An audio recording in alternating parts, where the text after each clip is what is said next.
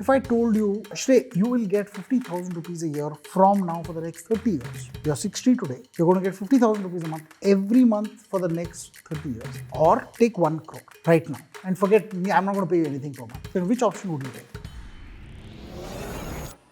Deepak, enough about high-level stuff. Let's get down to brass tacks. I am a fortunate or unfortunate private sector employee who has to figure this out on my own. So how much do I need to invest? What do I invest in? And when I have to take money out, where do I take it from? The problem isn't mathematical, it's behavioral. The first thing is, when you start talking to government employees and you start looking at people that are around them, everybody wants something that says, oh, I get paid so much as a pension from the government. It is a matter of pride. Just think of your example, right? The person was 30 when they started planning. They're planning to retire at 60, and then I guess they're planning to live for another 30 years. So even when they retire, they still have 30 more years to go. So 100% it probably never makes sense. But I'm positive that even equity markets, like life, will find a way. And therefore, I think betting on the ingenuity of human is probably still a good thing.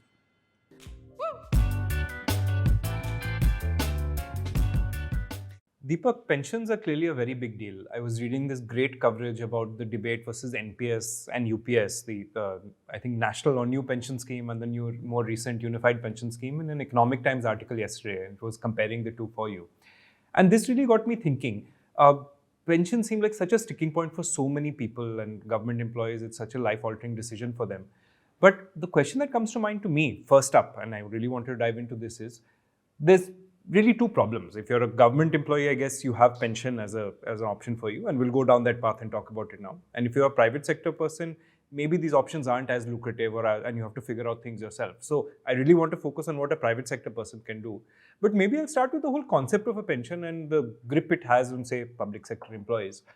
What makes this pension so attractive? And the reason I ask that is, I get that it's a guaranteed payout, of course, but why does a pension win over just having wealth? Like, if you have, say, I don't know, a crore or some very large amount of money, which is probably the future value of those payments, or sorry, the present value of those payments, wouldn't you rather just have that yourself? You can be aggressive if you want, you can invest it conservatively or defensively if you want, you can do it tax efficiently. It's in your control, and with Indian infrastructure today, you can handle it in a few clicks or a few taps on a phone. You don't depend on anyone, you don't have to go up to an office and prove you're alive every year. So can you explain a bit about why pensions have such a hold or why they're so attractive to so many people? Yeah, that's a great question. We start with a concept of, I want a monthly cash flow guaranteed in some way and also linked to inflation. Incredibly good as a proposition versus giving me a big lump sum right now and letting me figure out what's happening. And I think the government has actually tried to do this forever, and there have been 3 kinds of schemes. First was the old pension scheme, where the government was like, trust me, bro, I will give you your money, whatever this pension thing is after you retire.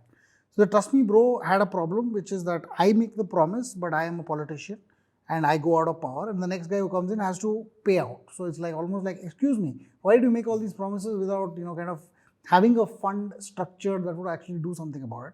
Then they created the National Pension Scheme, which was at the time the new pension scheme. The National Pension Scheme is NPS, which is simply that, listen, the government's not going to promise you anything. We're just going to take a portion of your salary and we're going to put something ourselves. So 10% from you, 14% from the government, all goes into this thing which is marked in your name, and that you choose a manager and you choose something, and then the money keeps going up. And the money keeps going up over a period of time, and in the end you get this massive lump sum, and then that massive lump sum says, oh well, you know what, 60% comes to you, 40% you use to buy something that gives you a monthly income. So by and large, this sounds like a great deal, and to be honest, it is for many reasons. We'll come to that. But then there was still a demand for, no, this 40% gives me very little.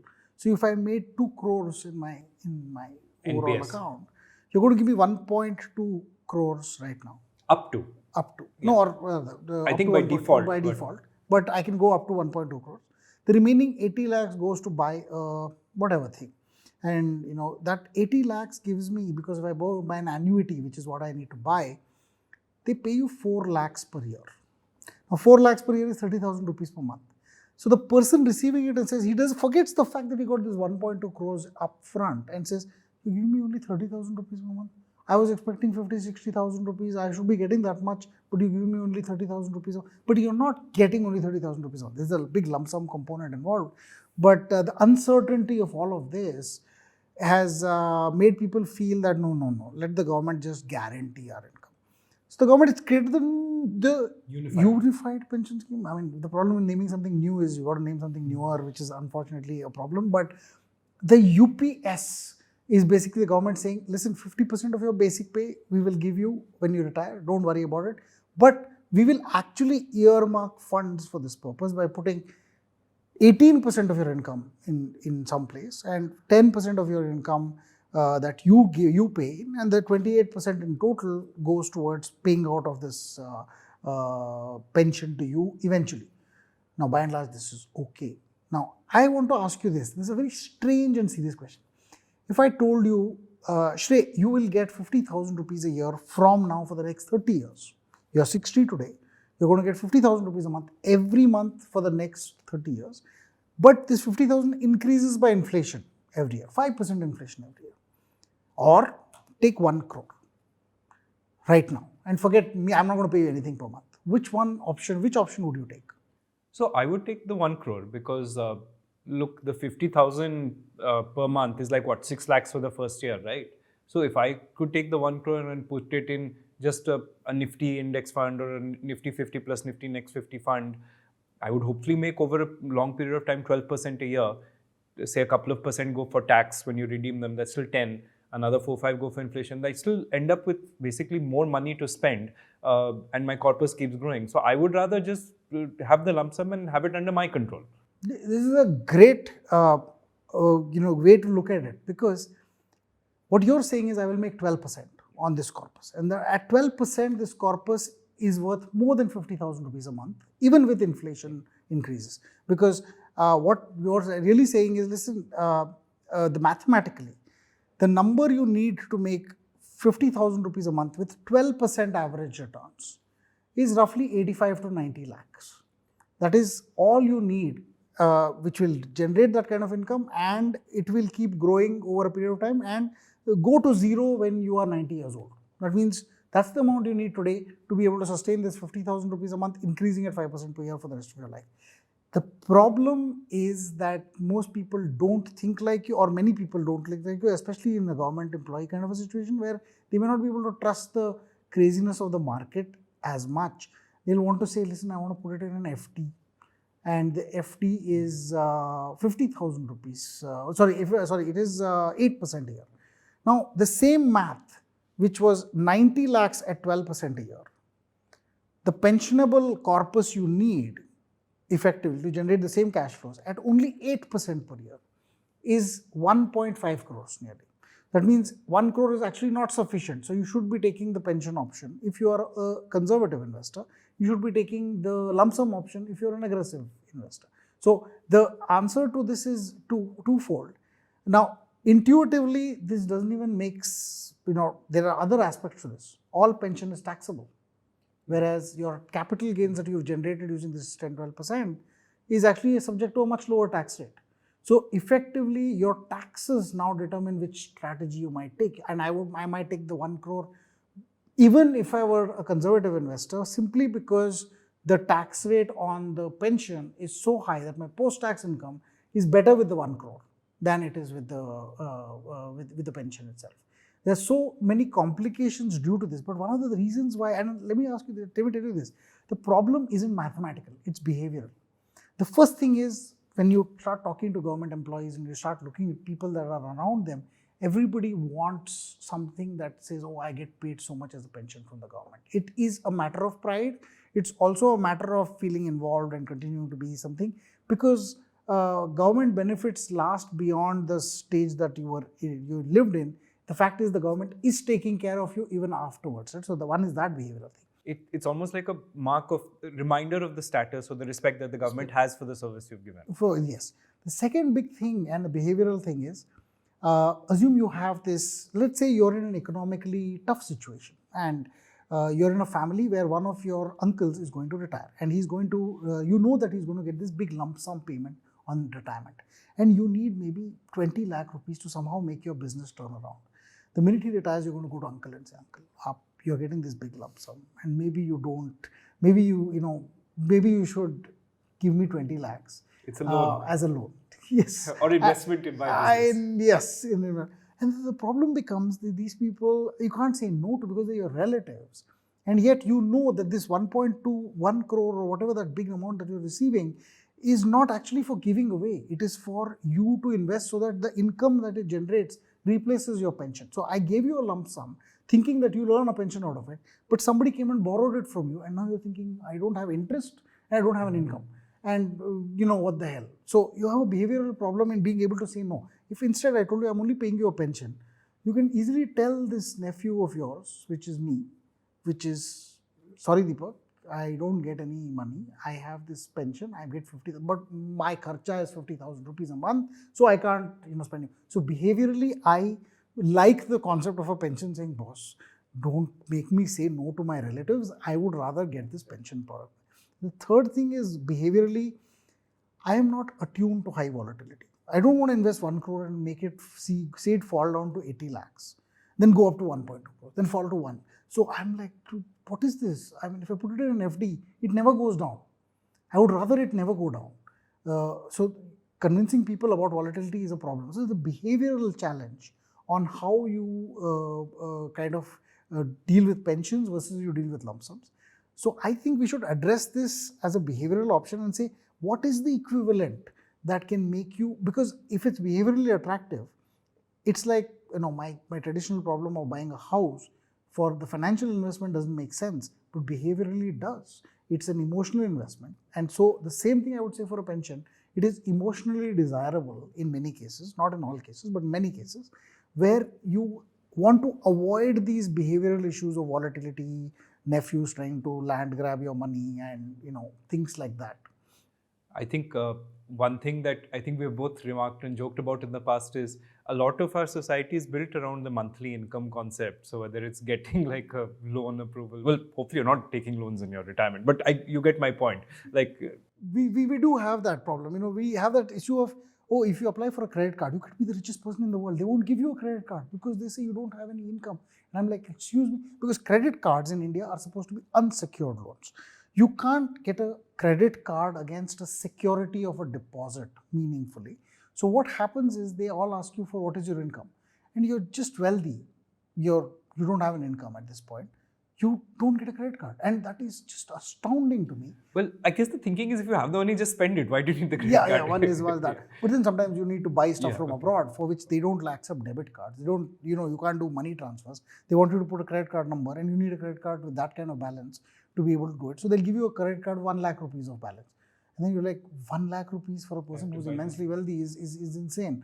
And, you're right. Institutionally, we were challenged to deal with wealth versus income. So, as an example, if I'm going to I'm going to sponsor my son's education, it isn't enough that I should demonstrate that I have so much wealth to be able to sponsor his income. I also have to demonstrate that I have the income to be able to, sponsor his education. So I think the institutionally we've become more channeled towards income, and it's a little sad because wealth sometimes can. For instance, if I don't actually take out my money, I have no income. I mean, I've decided I have some income, I have some money, I'm going to spend it, but I don't actually generate income every year. My income tax return shows nothing. And then somebody asks you for 3 years of income tax returns. Then you have like this, and they're like, where's the money? There's no money. You don't have any money. You're just pretending. You're showing them this big, fat, CAMS plus KFIN statement that shows I have so much money, 10 crores. Well, you where's the income? Come on now. So that's the conceptual problem of this income. So I think we like people with income. We don't like people with but we just don't respect people with wealth. Like I had to say, I hate billionaires. But you would not mind a person making $50 million a year. Because, although you find that extremely high, but you actually hate billionaires more. Because you keep feeling that a person is earning money is somehow spending that money. But the person who's got wealth is hoarding that wealth. I think that's how the challenge is, maybe emotionally as well. But I guess that's a different tangent to this whole thing. But it's interesting that, we because we perhaps see that in our daily lives, we like the fact that so most of our, even when we talk to people in the PMS, we talk to people in general, the idea was, how much do you spend? So let's at least get you that kind of income during your retirement. It's not, but we translate it to, you need so much wealth, right? But instead, I explore you to think of it like this. If you're getting a pension of 50,000 rupees a month, it actually means you have wealth of 1.5 crores, because that was the amount it would have taken you to generate that 50,000 a month in a risk-free basis before tax. All right. Since you brought up the corpus needed, let's just talk about the UPS, the Unified Pension Scheme, briefly. You ran some numbers. Now I know this has been covered to death, so it's unlikely that we have too much to add to this. But let's say under some set of assumptions, what really is the return you're making, because you are putting this money away and the government is matching to some extent, but what is really the return that you're making, or that the government is promising / offering you under some base case of assumptions that you've worked on? This is actually quite interesting, because the idea of the unified pension scheme is that you will get 50% of your basic salary increased at inflation for the rest of your life. And perhaps to your next of kin as well. And some part of this formula applies to defense employees as well, but defense employees, actually, they don't do a contribution and all that. Because you're working defending the country, we'll give you a pension from our policies. But the government employees who are central government employees, non-defense, they will put 10% of their income, 18% of their income will also go into the UPS, into their account effectively, as a separated boxed investment. Whatever it does, it should return as much to return this 25%. I mean, I'm assuming your basic is 50% of your total salary, and you have to get 25% of that, 50% of your basic, and your basic is 50% of your salary. So 25% of your salary is what UPS kind of promises you. In order to get this, how much does the government have to get returns on this corpus in order to get there? I put all the numbers in a spreadsheet. Smoke flew out of the screen, this thing and all that, and eventually it told me that, listen, if your salary goes up by 5% a year, to make your 25% of your salary at the end of, say, 15, 18, 20 years, you're going to need the growth rate of about maybe 5 or a little bit less than 5% a year, in order to make those cash flows from something as, from the corpus. That means if whatever the corpus is invested in gets 5% returns, that's the return that you're going to, that's enough to make your pension needs. So to the government, this is a sweet deal. But the government, so I went back and said, listen, how much have government salaries increased by? So something that was in every 10 years, there's a pay commission. In that pay commission, they increase the basic salaries of most people, or total pay of most people. And what was 2750 in 1996, I think? So 2007, on just under 3,000, yeah. Just under 3,000 per month, of course. Per month. Went up to 18,000 rupees by 2016. There were two pay commissions in the middle. 1996 to 2006 and 2016. I think 1996 or something was the pay commission, but once in 10 years. There's a latest pay commission in 2025. That 18,000 will become 41,000 rupees per month. So what was 3,000 will become 41,000 and 30 years. So I put these numbers across and I said, okay, it's about 9% per year. For a salary that's increasing 9% a year, you need something that returns 9% a year at least, roughly, to be able to make the same grade.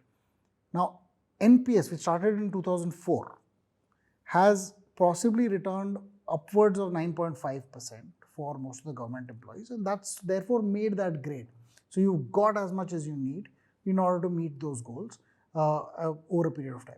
Now, I would say that the UPS comes in as a replacement. The government has to take this investment and put it at something that returns this 9%. Now, this assumes that you live all the way till you're 90, or you and your spouse live all the way till you're 90, for 30 years after retirement, or 32 years, because retirement age is 58. What if you don't live till you're 90? The remaining corpus, stays with the government. It doesn't come back to you. It's not like NPS where you get the corpus. you invest it, and then if you die, your next of kin get the remaining, right? Here the corpus is one big mesh corpus. They know that it will pay out, so there will be a point at which the corpus itself has to keep paying out. So some people may live more than 90, that's fine, because the people who died before they were 90 will kind of make up for the differential of what's there. So the unified pension scheme is a different beast altogether, and to make it not hurt the taxpayer tomorrow, they made sure that this corpus is in place. And if they invest it the same way the NPS does or the EPFO does, there will be an equity component to it and there will be a debt component to it for them to get slightly better returns than just government. Remember, government 10-year bonds are at 6.4% and 30-year bonds are at 7%. So you need 9%. You don't need something that spruces it up, right? So that's the overall sequence of thought process of a unified pension scheme. Why is it attractive? Again, the behavioral thing of I'm guaranteed a pension by the government. But this 9% a year has been because India's inflation has been relatively high. Now, even now, the challenge is, though current inflation is at 3%, we've had very high inflation in the last maybe 10 years. And that inflation is what's being reflected in this change. But it's also political, because the government employees form a large pool of people. Those people are voters. So you don't want them to get hurt, and you want them on your side. So 1996, the salaries, 2006 rather, the salaries went up by 157%. In 10 years, 157% means 1 rupee became 2 rupees 57 paisa, or 10,000 rupees became 25,000 in that sense, right? So that was the number one jump. In 2016, there was a 240 odd % jump. That means in 10 years, 1 rupee became 3 rupees 40 paisa. Rather, sorry, 2 rupees 40 paisa, 240%. And then now the new number is 2.87. So 2.87 times is what you will make from your, so 18,000 becomes 41,000. That's the kind of calculation. So this, if you wanted to keep going 9%, then you're going to have to get 9% returns on whatever corpus you make. But I'm just looking at this from the perspective of how it is structured from the government angle, so that you can figure out what it means for you to replicate it. But what I mean to say is, if you get 9% a year, you've got this. That is how much your salaries have gone up as a government employee. And the UPS therefore is beneficial if you think you can't get 9% a year. Let's turn our focus to private sector employees. We don't really have the option for the UPS, I guess. So for us, it's a question of whether you really seriously focus on the NPS to some extent, or just try and build up your own corpus and invest through stocks, mutual funds, and the like. How would you think through this trade-off? Yes. So I think the big problem over here from a private sector employee point of view is that you are actually doing everything post-tax, sort of. Because in a pension product, what's happening is, they're investing 10% of their money, and that 10% is also tax-free by a bunch of laws. Then there is another 18% that's invested in by the government. That's how the UPS works. So that means 28% of your salary is actually going into investment, but all of it is going pre-tax. There's no tax to you at the time of investment. Then it grows. There's no tax to you at the time of growth. When you take the money out, which comes as a pension, the pension is fully taxed. So exempt, taxed. Now let's look at the NPS. The NPS is maybe partly exempt when you're going in, up to 50,000 rupees a year, which is nothing. So it's only partly exempt when it's going in. So if you invest more than 50,000 a month, then 50,000 a year, then the remaining portion is post-tax, right? So it does not attract any tax when it grows. So it's exempt when it grows. And when you exit it, 60% is tax-free. The remaining 40% comes as an annuity, which is taxed. Which means I will make post-tax income on, I will make pre-tax income only on the 40% that is bought as an annuity. So I'm partially exempt going in, I'm exempt when it increases, and I'm partially exempt when it's coming out. A UPS is slightly less beneficial in comparison with the NPS. From a taxation perspective. Now you want to figure out what you want to replicate. I want to replicate, let us say, the NPS in some sense of the word. Now as a private sector employee, I can invest in the NPS. I can buy into the same thing that the NPS gets. And in fact, if I chose the most aggressive option of the NPS, I would have made 11% a year for the last 20 years. Fantastic. However, I feel here that the issue is of people feeling that, listen, I make this 11% a year, but then 40% of my money is locked and 60% is unlocked and all of that stuff. So is there a better way? Let me then try and say, I want to replicate the UPS exactly in my account, the way it is. I want to make 25% of my salary. Then the answer to this is, you have to invest in something that grows. Now, that something that grows can have multiple shapes. If I invest in debt, it has 8%, 7% maybe. If I invest in equity, we know about 10 to 11% in the past, possibly replicable because India is growing at maybe 6 to 7% a year. Inflation is maybe 4 to 5% a year. So 10 to 12% is what the indexes are likely to give you in the future. And it has been that. You look at the last 10 years, it's been 12%, which kind of meets this formula. By and large, if this formula succeeds, then you will get 10 to 12% from equities. So you want a combination of how much you need in equity and how much you need in debt. Maybe you need 90% and 10% debt, 90% equity, 10% debt to start with. Eventually, as you go along, you want lesser and lesser debt, lesser and lesser equity in your portfolio, but you're adding money every month. So you kind of save every month towards building this corpus. You know exactly what you want to build. That 1 crore per year is equal to 6 crores per year in 30 years. So you need to keep getting there. And that is how you will build yourself a pool. That pool is yours. Now you have the crazy nephew problem, which is the crazy nephew will come and ask you for a loan, but you'd never tell him you have such a corpus. That's the point of a retirement pension that you build on your own. You pretty much say, I don't have any money. So unless of course your nephew is the banker. But other than that, I would say the issue is of just saving that much money, the same amount of money that you would have saved had you been a government employee, and getting there. As I said, this is where it gets very interesting. To generate 1 crore today, roughly, in a span of 30 years. Now the answer, let me rephrase the problem. I want to generate what is worth 1 crore today in 30 years. I'm 30 years old and I want to get to that 1 crore today. I'm thinking in 30 years, 1 crore today is actually equivalent to 6 crores at that time. Now you're looking at me and like, 6 crores, come on, man, I don't have that much money.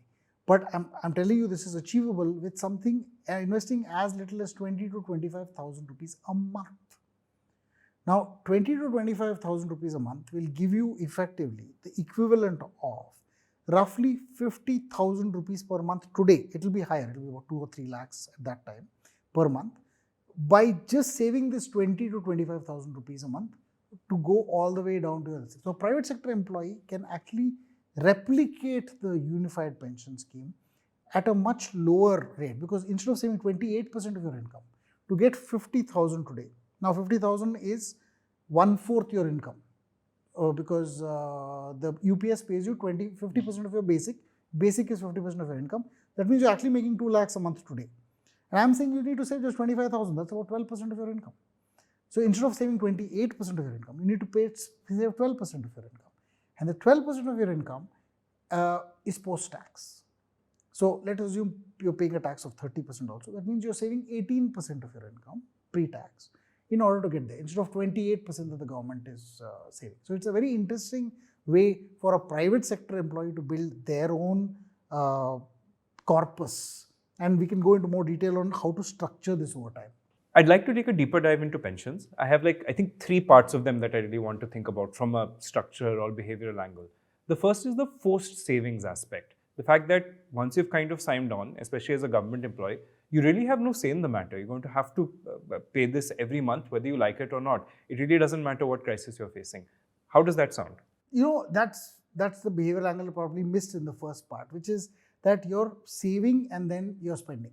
So in the sense of you never even see this money. It goes off from your salary to the first thing in the month, and then you get only the remaining which is to spend, which is a big difference between having the money and choosing whether you have to save or spend.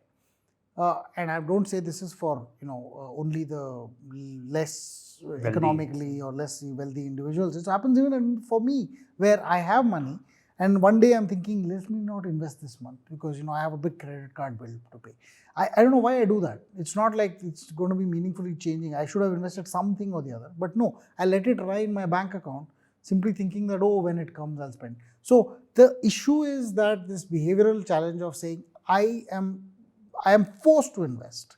And I think that has a change which is actually meaningfully good, even for people like me. One is that. But the important thing about forced savings is this: it has a downside. There are times in which you can't save because you really need the money. It's an operation, this, that, and all that. So the government usually creates an out.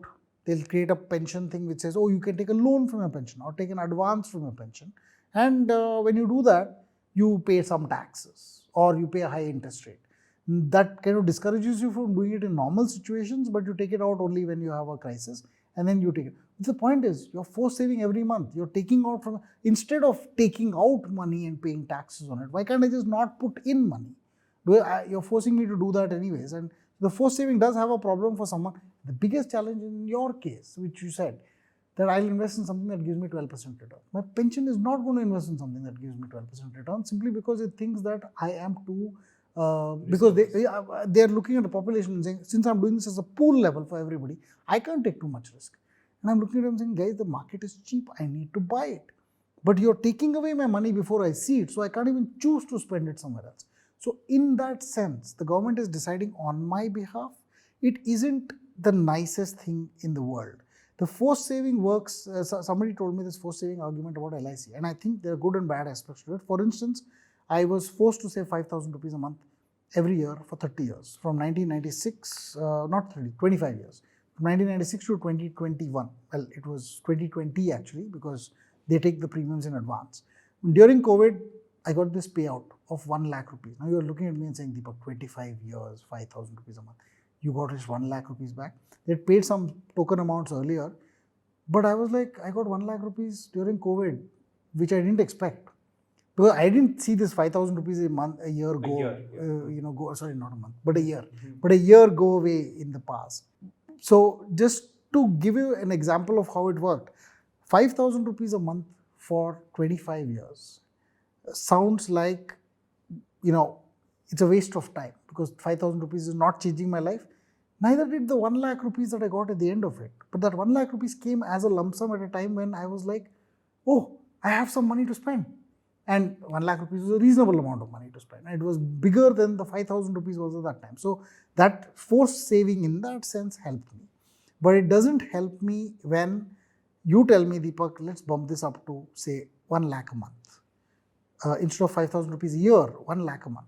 1 lakh a month, I could do a lot better than this miserable 4% odd return that I got in that insurance product.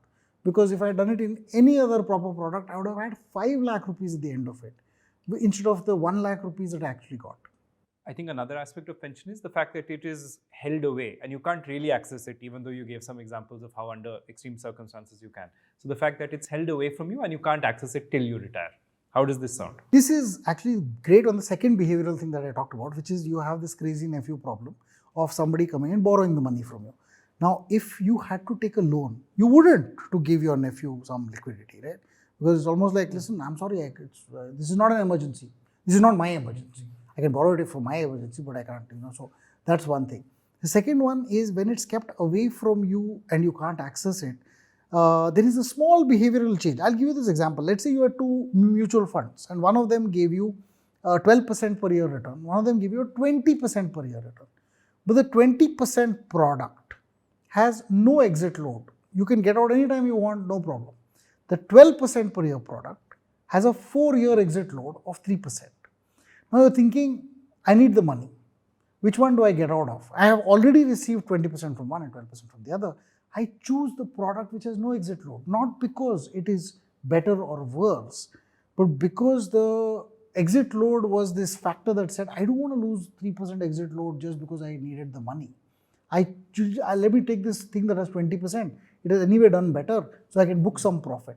So you'd rather book some profit than take a less performing product out of your portfolio because there was a 3% exit load to it. I understand there might be mathematics involved and all of that stuff, but it's a behavioral thing as well. Even if I told you one product has returned 80% and the other product has returned 12%, you'll still choose to exit the 80% product just behaviorally, right? Because there's no exit load. Whereas if both had the same exit load, instantly you'll choose the 12% product. Now, this is the problem of that keeping things away from you. Is like once it's kept away from you, you want to get out of it last, even if it had liquidity in some extreme circumstances. I can pledge my policies and take a loan against it.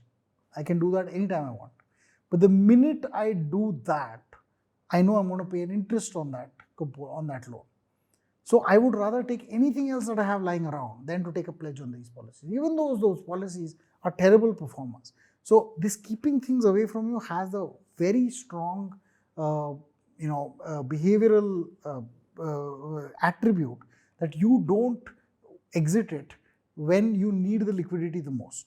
So in a way, the forced saving is also the last saving you liquidate. The last thing that comes to mind to me is it's sort of guaranteed. I mean, I know there's no such thing as a real guarantee, but it's sort of guaranteed. So you don't need to worry about whether the economy is doing well or the economy is doing badly, whether markets are volatile, whether markets are not, whether we're in wartime or not. You kind of don't need to worry about any of this. It is just a payout that comes to you from the government, to the extent you trust your government. This is a great idea from a pension perspective, that you invest in something that has some kind of a level of a guarantee. But I will say this. There is no need to continue to stay invested in the most risky products forever. You want the risk during the time when you don't need the money. But as you get closer to the point that you need the money, you're going to need to slowly move your money into a safer product over a period of time. Now, this can be done in many ways. We can discuss those. But the idea is that practically, you should never have 100% equity in a product that is, let us say, 1 year away from pension. You want smaller and smaller portions of it that are available to you from the equity perspective. And when I say smaller, as in instead of being 100%, you should be 70%, or maybe 50%, or maybe 40%. You should have some, but not all of it. The remaining should be in these safe, quasi-guaranteed kind of schemes, and you can do liquid funds, which are kind of guaranteed in the sense, not guaranteed, but they are less volatile, significantly less volatile. And to the extent that you can depend on the regulatory ecosystem to be strong enough to say a liquid fund is not going to go bust in the next few months, in the next few years, and all of that stuff. So you want to be aware of the fact that is your risk. Your only risk is that something goes bust. But it's also true that those risks are there with the government, because at some point you have issues that the government can, like the Western governments are trying to face, which is, after 2037, we're in a pickle. And then everybody's saying, well, you know what, I'm going to die before 2037, so I don't care. But the rest of them are like, excuse me, wait, 37 is pretty much the age I am retiring. Can you please fix this problem right now? So you do have a problem on the government side of this pension thing as well, but you do have this feeling of safety that can be engineered in your own portfolio that says, listen, I'm going to have more and more portions in safe stuff. Equity is risky in the short term, but it's probably safer in the long term than it is in the short term. That means if I look at every 1 year period, there are about 33% of the time when I would have lost money. Any 1 year time, I take June 5th to June 5th of June 8th to June 8th the next year. Each one is a data point. Roughly 33% of the time, I have had a negative kind of a return, maybe 25 or 30% of the time. If I take the same thing to 3 years, June 5th of year 1 and then June 5th of 3 years after that in the past, and I say, well, how many times have you lost money? Well, 10% of the time. So that means 90% of the time I have made money. I have made a positive return. So I have not had a chance of losing money.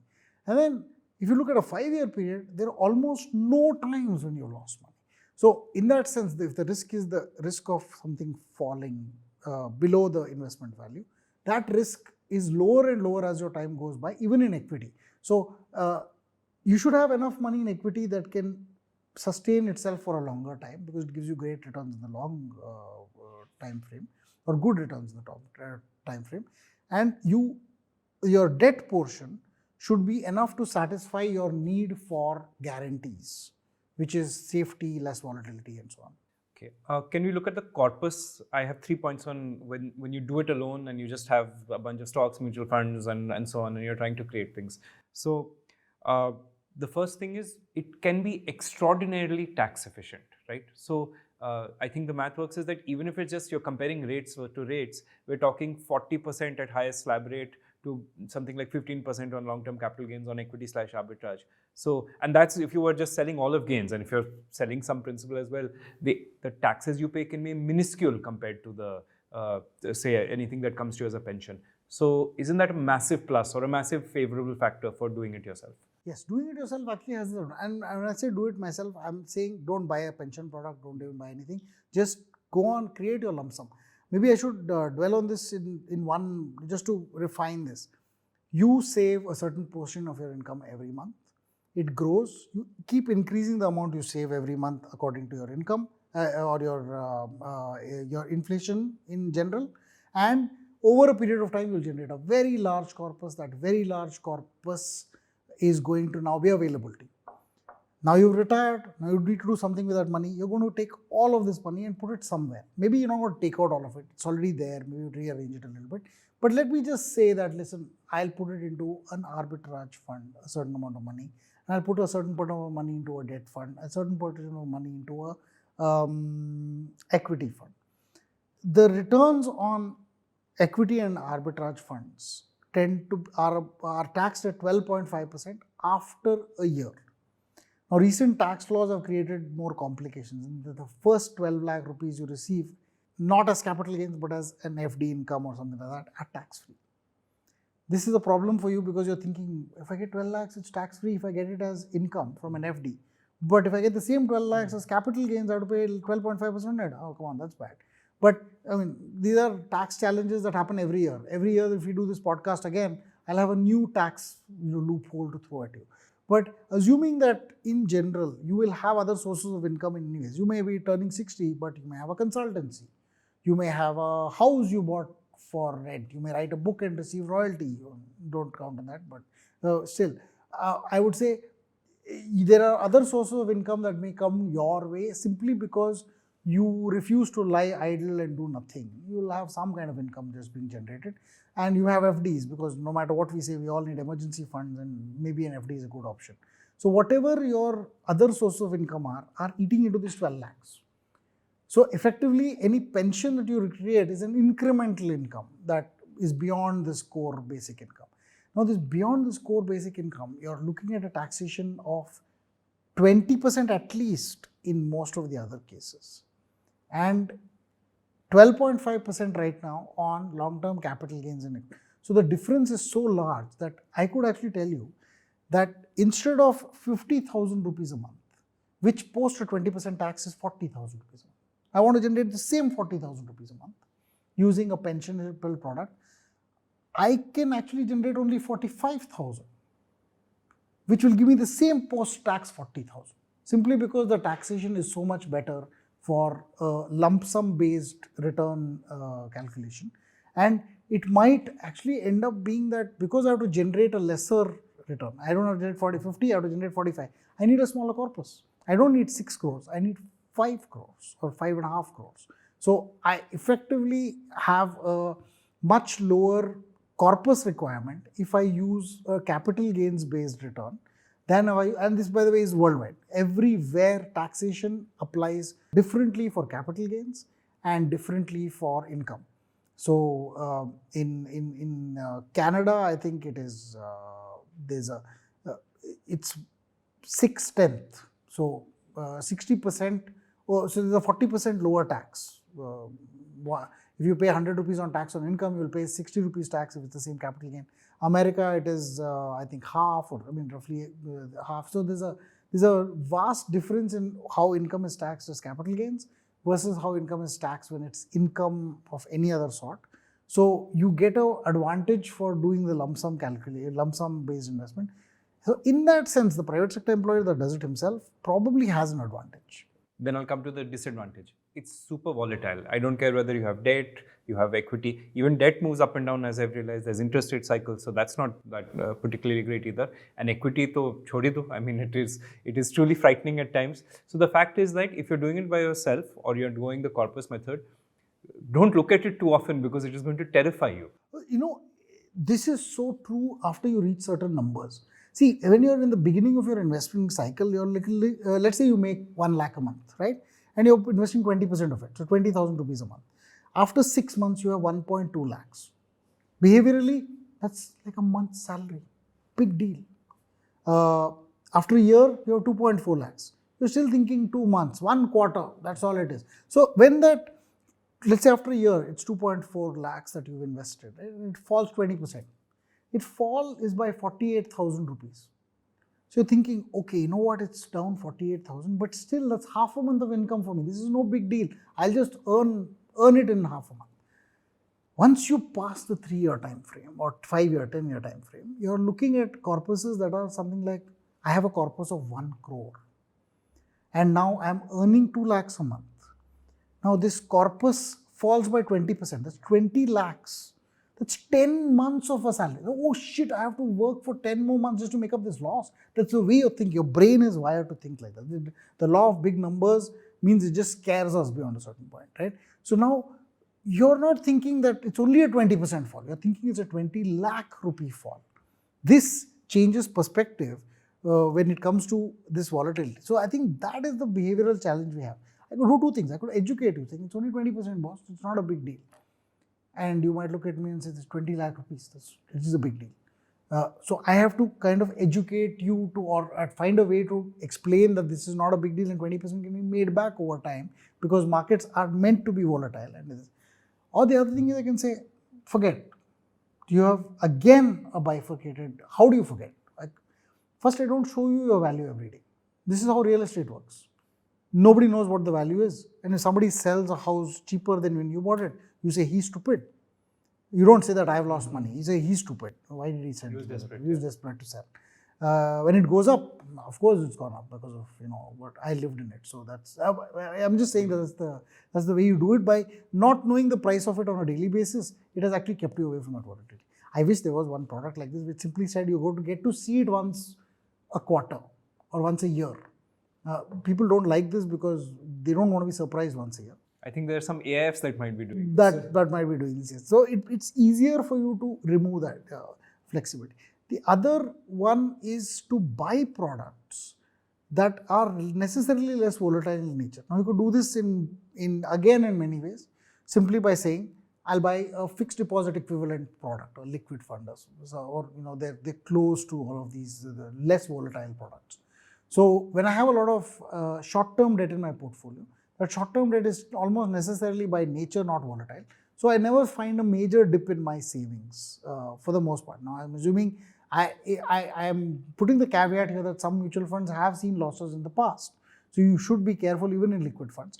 But if you have a short-term debt strategy, you'll necessarily be less volatile, right? And the equity strategy can go 20% down at a time.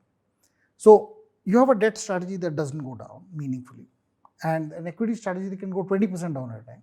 What if you did half and half? Now you have 50% equity, 50% debt. Don't look at the debt product in isolation. Don't look at the equity product in isolation. Look at them together. When you do look at them together, you have maximum fallen 10%, and that's okay. So at that 1 crore falling to 90 lakhs, I'm fine with. I should be looking at 50 lakhs invested in debt, that's not fallen. 50 lakhs were invested in equity, that's fallen 10 lakhs. So that would hurt me more. Now the way to do this is to buy a balanced product perhaps. I'll just come to that because that was my third point kind of. You have to do a lot of work. You have to rebalance it. It's not just enough to start investing these, but you have to keep track of tax laws. You have to figure out that this year I should sell this and move it here, or interest rate cycles are high. So doing it yourself is not a particularly hands-off solution, I would think. Is that also true? Well, it's true if you compress the entire 20-year time frame down to like 15 seconds. It sounds like in those 15 seconds, I have so much to do. Oh, I'm putting money in, it's moved out, it's moved down. You can look at it that way. But in reality, it happens as if you're watching paint dry. Because let us say you woke up once a year, just once a year, and the only thing you did was look at your portfolio. You would say, oh, my equity portion has gone up because the market's gone up. I need to put more into debt to rebalance my portfolio. So let me sell the equity, put it into debt, and go back to sleep. You wake up the next time and say, what happened? The market crashed. So let me move my equity to debt. Things like that. And meanwhile, you're investing every month. So it does sound like a lot of work to do every time you wake up. But if you're living through it, the idea is ignore it till the thing happens and slowly. So since I'm investing every month I can do a check. What's my equity? What's my debt? Equity is more than 75%. I should be less than 75%. So this month's SIP goes to debt.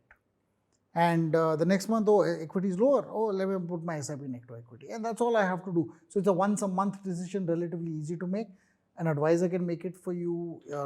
You have now mutual funds that do this automatically. So for instance, they're called balanced funds. So they say, listen, we'll maintain our 75-25 or we'll maintain 65-35. Whatever it is, we'll maintain it. Don't worry about it. So you're saying, listen, if I keep giving you money, if your equity goes up, you will sell and do this and all that stuff. They'll be like, yeah, don't worry, just do it. And the other part is you could use an interesting product that is not available in India, unfortunately, which is in the US, you have something called target date funds as well. So you could actually buy one of those. Now, what those target date funds do is essentially keep equity exposure high in the beginning and reduce them over a period of time. That means you might start with 100% equity, you'll come down to 20% equity by the time the target date, which is maybe 10 years down the line, happens. So since the mutual fund has automatically reduced its equity exposure, you just have to invest in that mutual fund every month. Now you can't do this in India because this can only be done abroad.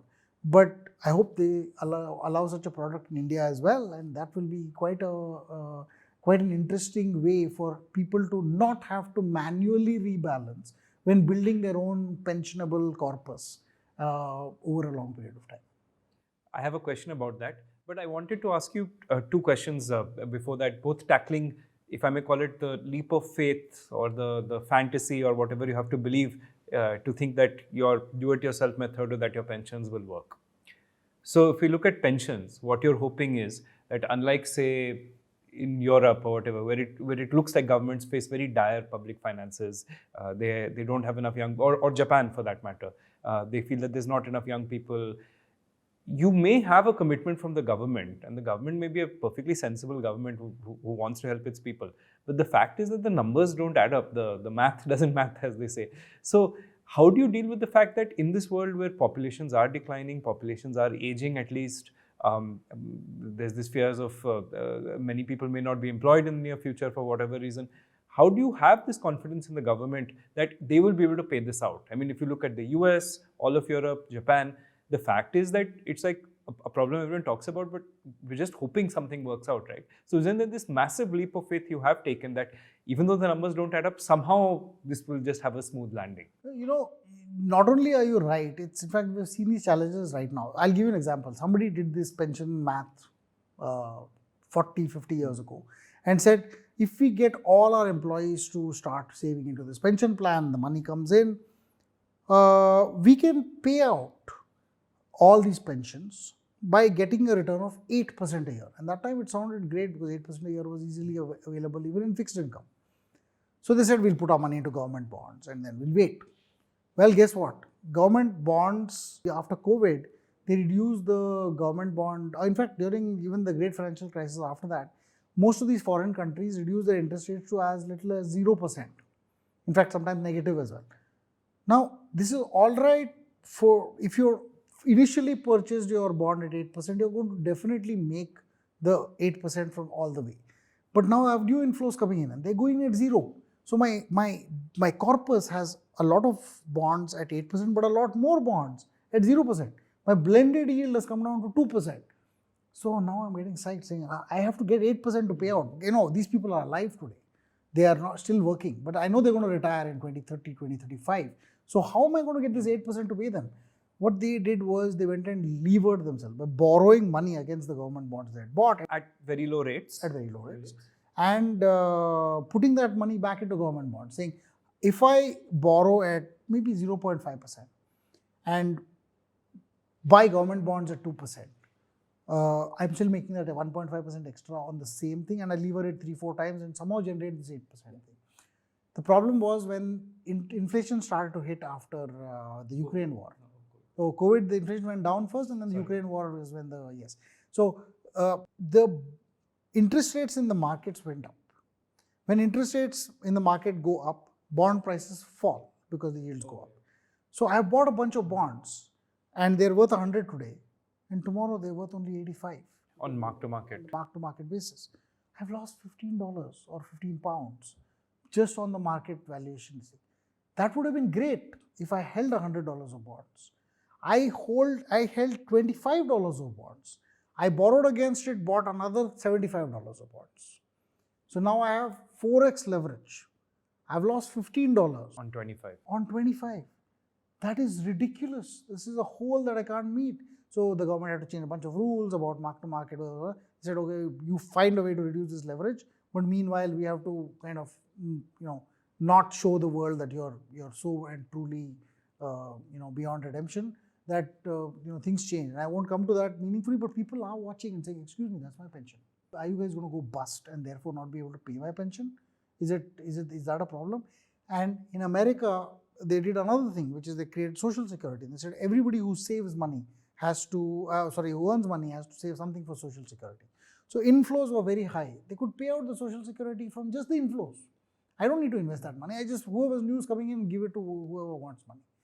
But as people grow older, you suddenly realize that the number of people that need social security are much greater than the number of people who are putting in. So you have to now stop getting Ponzi about it and start getting real about the fact that you have interest rates that are at an all-time low relatively, and are now no longer at an all-time low, but still. Your issue now is that you don't have enough money coming in order to pay all that this thing going out. And mathematically, you can see as more people retire and they want their social security payouts, there will be a day in which your earnings, inflows plus earnings from whatever you have, are going to be lesser than the amount that is required to pay out for social security. So there is a crossover time frame. That crossover time frame is now approaching reality in America, which is why you're suddenly starting to say, we've got to fix social security. You don't have to fix social security now. You had to fix it 20 years back. But because you didn't fix it then, you now have a problem. And now that problem is going to need somebody to refuel this entire system, or go to people and say, excuse me, you're rich enough, please don't take social security. This is going to be a problem. No, I mean, this has been covered, right? I think George W. Bush campaigned in his second term on this, but it was so unpopular he had to give it up. I think I vaguely remember seeing a House of Cards episodes on this as well. So the fact, your point is taken. So, but then how do you deal with this fact that your pension is basically a commitment from people who might be bankrupt? So I think here is where your problem is this. You never got the chance to diversify away from the government. Whereas personally, you have the ability to say, I'll diversify. I could buy bonds from the government, but I could also buy bonds from the private sector. It would be strange to say that the government will default, but the private sector will not. But today, I almost trust that the social security system has a greater default risk in the US than Apple or Microsoft. I want to come to that is my second question, which is like, I understand to some extent, or I've heard this because of, I think, unfunded pensions is something that kept coming up in college or whatever. I understand how that works. But right now, what worries me is, sure, you can be buying Microsoft stock and it seems to do very well for you and so on. But how can you continue to believe in this fantasy or myth or belief that these stocks will keep going up in a world where the US government might be bankrupt? Or perhaps the question more abstracted is, if the country is insolvent or is not doing well, can the stocks and the companies in that company be continuing to do well? And can you believe that? That's interesting, because I think while we have a gloom and doom issue with what's happening in America right now, the country itself does not seem to be in the same gloom and doom in the stock market. Yeah. They seem to be in that situation of, oh, nothing's wrong, we'll figure it out. The we'll figure it out problem can never be solved in near term, because you'll always say, well, you know what, my country is okay. But I think fundamentally we have to look at where we are. There have been no countries with default, and I think we're going to see them. Japan is going to have a problem. So is Europe, and so is the other, set of countries like the US and Canada and so on. But is India going to have a problem, which is your problem as an Indian trying to figure this out, right? One of the issues is that there is a fundamental growth story that has been happening in the last 20, 30 years. We're probably early into this into the growth cycle, and we were very late to the party. The party in the West started 40 or 50 years back. We've just crossed $2,700 in per capita income. So are we in that situation which says, this is going to reach $5,000 and then stop? Even China, which is in bad shape from a population perspective, has no problem in terms of government financing meaningfully yet, though they do have a problem of declining population. So that has productivity implications and perhaps growth implications. But I don't think it has a meaningful implication yet in terms of social security and pensions. The issue with this is, can you expect the stock market to grow continuously up over a long period of time? And I think when the underlying country may not be doing so well. Yeah, the underlying country may not be doing so well. The answer to that comes back to what has happened when these countries didn't do well economically in the past. The global financial crisis came about. Stocks fell like crazy. But then the country went and made 0% interest rate, blah, blah, blah, and then they got back. So countries don't easily die on man-made economic issues. If they get into situations like Zimbabwe, where there's a hyperinflation, there's of course a different part. I think, but most of the rest of the world is more likely to kind of respond in a way that fixes their economy over a long period of time than otherwise. So I would say, if you're in India, regardless of our crazy population, bad traffic, we have somehow gotten by. And I think there is a strong possibility that we will go by, even America will find a way. Maybe that way is to deny some extremely rich people their pensions, which they will grudgingly eventually agree to do so. If you cloak it in enough patriotism, you can make it politically acceptable. But by the way, they did that in India. They said, if you want to protect your nation, you should give up your gas subsidy. And that worked, I think. That actually worked, because even me, I was like, listen, this 200 rupee subsidy per 1.5 months. I ordered a gas cylinder every 1.5 months. So I was getting a 200 or 250 rupee subsidy on it. I'm like, 250 rupee subsidy every 1.5 months is worth it. I mean, I can give it up. I don't care. They just asked and people gave. So it's possible that people get fixed like this, right? So I don't think it's impossible that a government that is in financial stress may not be able to demand a little more time or patience or maybe even monetary contributions to be able to tide over that time. But your equities, which largely function on growth and demand, need a growing world. Now, if we don't believe in a growing world, in terms of economic prosperity, in terms of consumption, we might be okay. We might be in a problem in that sense. But I believe that the world will continue to grow. It will be countries like India that continue to shine. And somehow we will get by in case of a crisis. So in that sense, I know it's not the greatest of answers to say, trust me, bro, we'll do something. But I think this is one of those times when life finds a way, like the famous episode was, I think it was a dialogue. I think it was dialogue from Jurassic Park. Jurassic Park. Fantastic dialogue. Pierces through boundaries or all sorts of words which I don't really remember, but Jeff Goldblum said it in a magnificent way. But he did say life finds a way. Okay, Deepak, enough about high-level stuff. Let's get down to brass tacks. I am a fortunate or unfortunate private sector employee who has to figure this out on my own.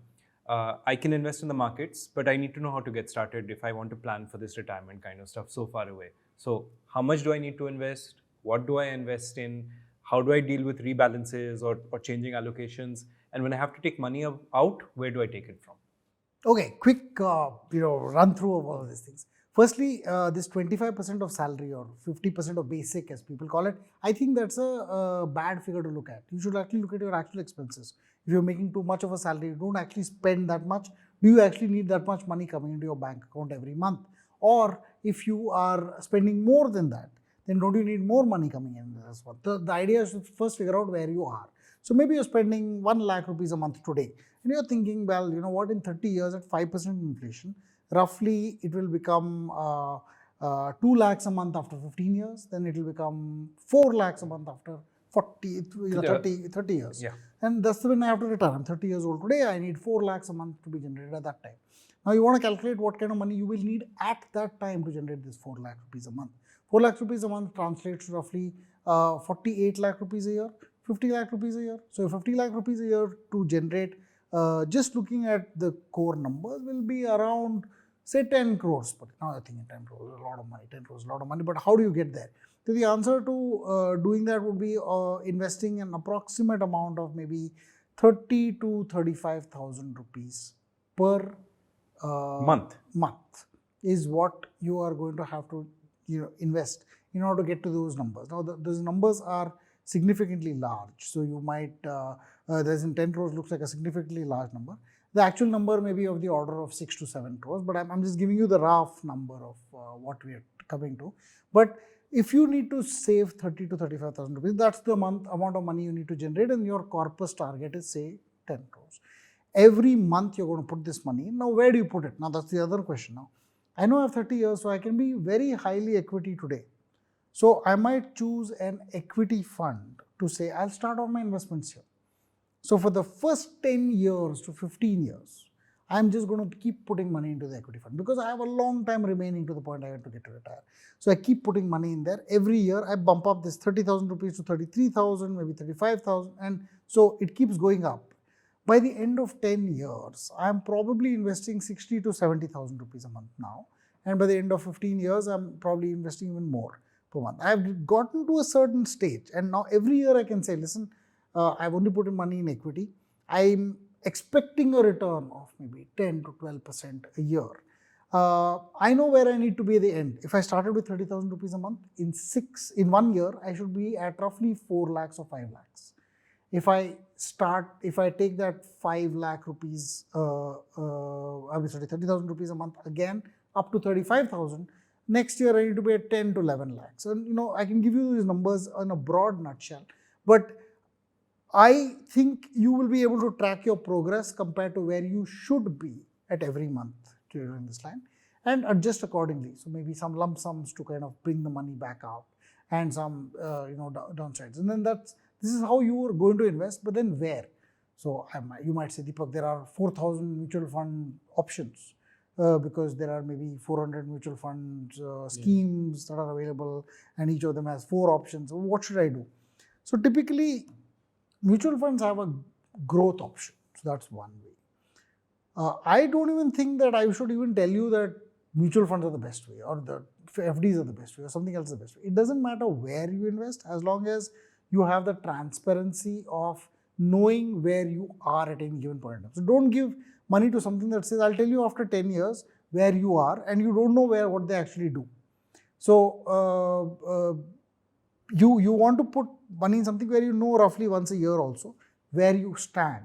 And that when you know where you stand, you can readjust accordingly. So you invest on a regular basis into, say, a set of mutual funds. If I say equity, you might say, Deepak, what do I invest in equity? This is where an advisor might come in to help you. But if you don't know, there are options like going completely passive, go buy like the Nifty 50 or something like that. Also buy next 50. Or next 50, or the top 100 or the top 250 or something like that. That becomes one layer of operation where you don't actually make decisions. But remember, at this point, you're not going to look at this and say, oh, look, that one made 15% and this one made only 10%. How come I'm so bad? Because index funds are typically not going to give you the best returns of everything else. Although marketing material will make you want to think like that, when you actually look at the numbers, you rank everything in order, or when you go to some website which shows you the returns in some kind of a sorted descending order, your index funds are most likely not going to be always at the top. So it's likely to be that other funds do better. So you're going to have to, otherwise you might say, listen, I know my stuff a little bit. So can I find my way around? Can I buy some large, some mid, some small cap equities, some international equities? So I'll do a balanced strategy across all of them. Some gold. Some gold also, yeah. I mean, gold is also volatile. So it has this thing. So I do a mix of all of them and I put my money in this mixture, which part of my SIPs goes to each one of these things every year. I don't have to meaningfully, if I want to be tax efficient, I don't want to meaningfully change all of them because anyway I bought like 5 or 6 mutual funds. So I do, one will do badly, one will do well, that's okay. As long as over a period of time, I continue to do this over a long period of time, this keeps me grounded towards saying, listen, my work is only once a year to figure out if my allocations have gotten out of whack, because my large cap may be X amount and I don't want it to be so much. and I want to reduce it somewhat. I mean, that's the only way I can think about. I might say, I want to reconfigure my SIPs because I'm going to increase it every year anyway. So where should I increase it is a question that I can do, or you could take the help of an advisor to do this. But this is just a plan. What's very interesting of this is it's building you equity exposure in the first 15 years. Now what happens after 15? You're now thinking I need debt because I don't want to keep on having only equity in my portfolio. So then my subsequent contributions can go to something that is either debt, if debt is tax efficient at that time. It's not right now. But you could use a hybrid scheme that is more debt. So if it's a 60% debt and 40% equity, it's still tax efficient because after 2 years, it's taxed at 12.5% income tax. So you could use that as a mechanism to invest subsequent SIPs. So you reach there, you are 100% equity, then subsequent investments are going into debt. So you're 99% equity, then 98, then 97, because your other stuff is growing every month. And maybe by year 25, you've reached a point where you're maybe 70-30, debt and equity.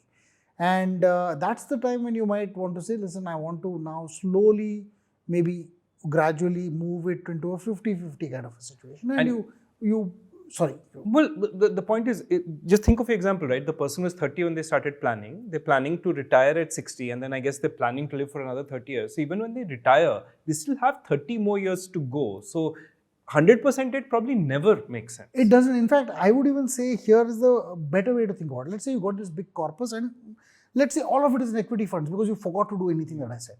Just said put it in equity. I've finished 30 years, I've ran it up, I've got 10 crores. Now what do I do? Now I'm saying, listen, what do you spend a month? You spend 50 lakhs a month. Fine. You spend 50 lakhs a year. A year. Yeah, 50 lakhs a year. So for 3 years, you need 1.5 crores. Yeah. Okay. So guess what? Take that 1.5 crores out and put it into even a liquid fund. It doesn't matter. Take the least risky investment possible. Or arbitrage fund. Or an arbitrage fund. Depending on how our tax situation is at Fair. that time. So you did that. Now you're left with 8.5 crores equity and 1.5 crores in debt. You're spending your 50 lakhs a month and it's going up by 5% a year, and I'm assuming that kind of makes up. So for 3 years you're set. You get to the closer to 3 years. The equity portion which is sitting in there is either growing or it's lots of volatility. It's going up and down. But over a 3-year cycle, like I said in the beginning parts, there's 90% chances that you've made in the past at least, you've made a positive return. So most likely it's at 8.5 or more, right? It's reaching that point. And then slowly you say, well, at the end of that time, take out another 1.5. In all probability, you might have made enough money for your remaining corpus to have gone back to 10. And let's say it's not also, it's maybe more than 10, maybe less than 10, whatever, but you take another 3 years of expenses. By this time, it would have gone to, instead of 1.5 crores, maybe 1.75 crores. So you take out that. And then you put that into a liquid fund, spend the next 2 to 3 years. If you do this, and we model this in multiple ways at some point, we said, okay, if you do this, it's very high chances that this corpus kind of grows at equity levels for the most part, and you're only using debt for 3 years of cash flow. This is great because this reduces your fear that I will not have money to spend. But it keeps the corpus invested in equity that is there. This is actually for people who don't mind the volatility because things can go up and down a lot of the remaining equity portion, but keep focusing on the fact that, listen, for living, I am done. I have no problem whatsoever. And it's just this extra money that I have, which I might need from year 75 onwards, is where my risk is. But that's fine. I have enough time to live through that. And over a long period of time, you'll reach a point where most of your money can go into debt anyways. And I say this honestly, we should plan to live longer. Not that we want to or don't want to, it may just happen. I think it's the advances in science and hopefully the fact that we're all getting healthier at some level will propel us to say we want meaningful lives. I don't want to live in a wheelchair from the age 85 to 90 because all that money in my bank account is not going to buy me happiness. So I'm going to try and work my way out. But either ways, whatever it is, the money needs to be there regardless of whether I'm in a wheelchair or not, to ensure that that money can be available to spend for whatever reason I want. So you can do this in a linear way and say switch to debt almost completely to debt and stay with debt. Or I would say a better approach is just to do three years at a time or 5 years at a time. Keep cash flow in, use that cash flow. That's your bank account, and the rest of it just locked into equity over a long period of time. That actually does make it sound surprisingly easy. So thanks for that. One thing which would make all of this a bit easier was some sort of a retirement account for private sector people as well. Some maybe enhanced version of an NPS. We did a whole episode some years ago about, you called it the Mera account. So we won't get into the whole thing, but could you give us a bit of a brief of what's the concept for how could a retirement account sort of help people with this? The concept of a retirement account is only for solving that one difference between the government pensions and the private sector pensions. Now the difference between the two is in the government pension schemes, the government is putting in the money as an employer and the employee is not paying any tax. So pre-tax money gets invested.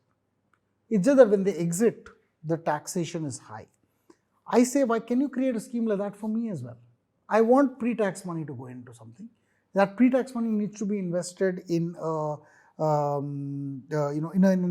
place that actually is distinct. It's distinct and keeps it. But don't determine who invests that money. Don't create a NPS or a EPS or an MPanel or an insurance company who is investing my money. Because you've given me a choice of a lot of investment products. There are 4,000 odd investment products. They're great. I want to invest in the same products. So let the investing products be for anybody. But the account from which I invest in it becomes tax protected to the extent that whatever I put into it, there's no tax. When I take it out, it is fully taxed. Even my next of kin, if I die and take the money out, that tax is paid before it's taken out. So it's like guaranteed taxation will happen at some point. So the government doesn't lose any money today. I mean, they may lose money today, but they'll make it up tomorrow. But I get to see my pre-tax money move upwards in every direction. It's called the Mera account. It's there as an IRA account in the US. They call it the 401k, they call it Roth IRAs, they call it something else IRAs. So whatever these, in the US it's called, in Australia it's called a super fund, where you can manage your own investment. The 401k in the US, you can put your money into a 401k account and use that money to invest in any ETF, mutual fund, stock also, by the way, individual stocks as well. I don't think in India this will fly as much today, maybe 10 years later it will.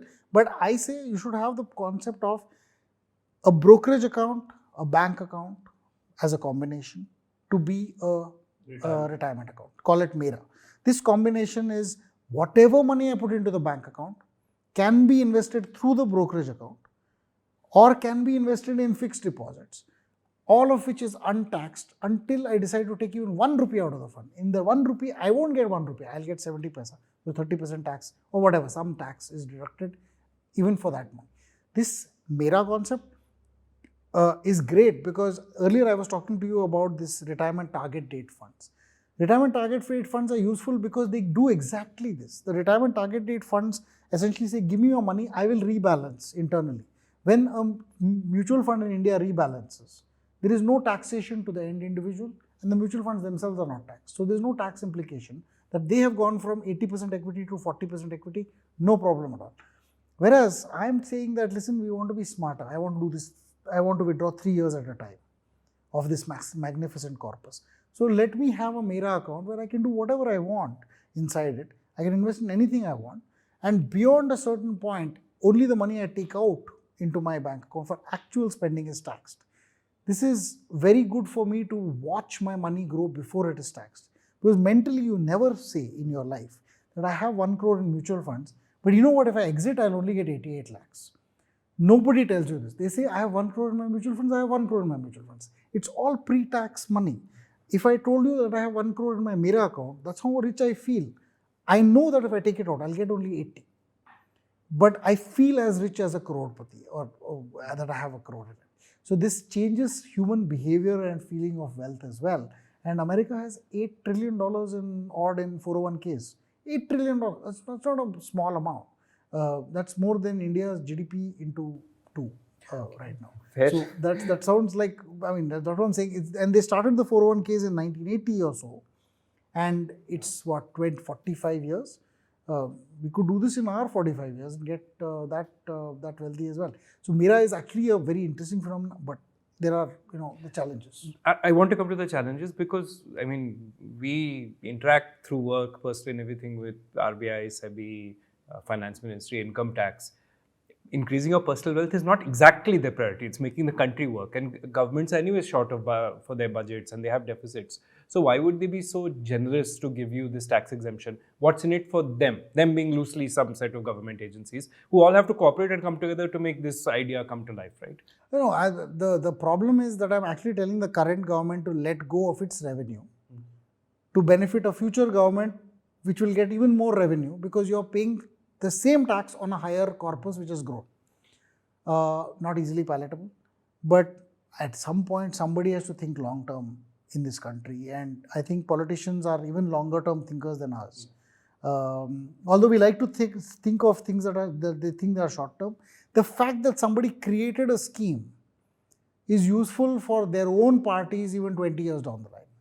So somebody who created X says, oh well, we created X. Even 20 years past, even if that program didn't exist, there was a green revolution. Somebody created a green revolution, and the green revolution actually helped us because we were otherwise bankrupt and didn't have any food. And we started the green revolution at that time. And now, guess what? We are oversupplied with wheat and rice in comparison. So much so that the government has to buy the excess, otherwise prices would go down to 1 rupee a kg. But regardless, that's one part of it. The problem is that we can't change things.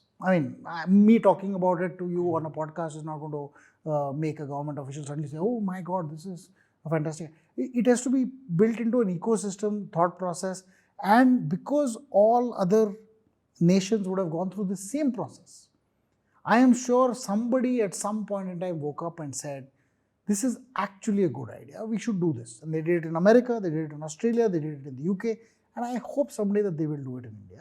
It may actually happen.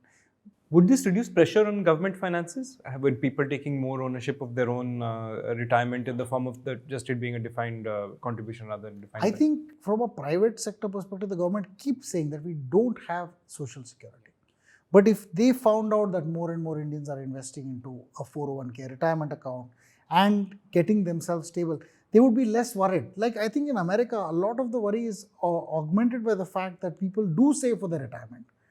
In Europe, people don't, because the government guarantees your income. Even if you're a private sector person, they are saying, listen, we guarantee so much of your percentage of your income. The minute you say that, in Social Security in the US, only a small, I think $1,000, $800, something per month is kind of guaranteed by the government, and the remaining is you have to provide for on your own. You know that, so you go and save for yourself for retirement. The government sees this because they can see averages and say, well, you know what, so many people are okay, so many people are not. So I have to find a way to help the people who are not, but not reward them too much, because otherwise the people who did save will say, what the hell, why did we do? But in Europe it's different. It's like, I'm going to get it no matter what. So you don't find that retirement products have a huge attraction in Europe. You find it that's more attractive in the UK, and it's extremely attractive here because we have nothing of any sort. But if the government did have a Mira kind of account, it would actually be able to tell people, listen, you have the Mira account, please go for it. You could replace parts of the pension program with this by saying, listen, you can, instead of the pensions being managed by a central government, you can take an NPS, which is currently there, and use the Mira philosophy to kind of invest it. So you don't need a pension, you can use the pension NPS if you want. That's another product you could buy off from your Mira account. But I'll give you the money in your Mira account, do what you want. So if NPS was the best product to buy, you would buy it. If it wasn't, you would buy something else. I think my last question, this is something I read in that Economic Times article, which really got me thinking. It said that, look, equity returns have truly been incredible for the last many decades now, right, almost. But surely this will moderate over time. And so that's one of the reasons to not perhaps invest in equities. Or I think it was being used to make an argument for UPS versus NPS or something. How do you feel about that? Look, the fact is that double-digit equity returns, surely this is only going to be true for some decades in a country's growth, right, at some level. So if growth is going to moderate, that also means inflation will presumably come down as well. So your real returns may still be fairly respectable. But how do you deal with the fact that you may have a future where stocks aren't doing so incredibly well, costs don't rise as much, but stocks aren't doing so well, debt is also just a little bit better than equity. In other words, Do all these numbers still make sense when everything just moderates in the future and we're just a older and less high growth economy? You know, I think I heard about this as a concept in general from a lot of countries where there has been declining either populations or declining, I mean, not incomes meaningfully, but declining populations and declining GDP overall. Is that, oh, well, if things are going to be so bad, what happens? Look at Japan. The, Japan has been consistently declining in population for a long time. While they had their peak in 1992, it took them for 30 years to recover that peak again. But there was a point of a drop. And from 2005 or 2006 onwards, if you kind of map the territory, they've dropped and then gotten back up. Now, why would a declining economy see a rising stock market? It doesn't make any sense. But maybe there are external reasons for it. But it's also that the average Japanese person is living a far better life than they were 30 years ago. The average Japanese person has talking toilets, which they invented, for whatever reason. They love their toilets. Apparently, there is a whole thing about this thing. But they are able to do this because they're immensely wealthy. I mean, who loves toilets?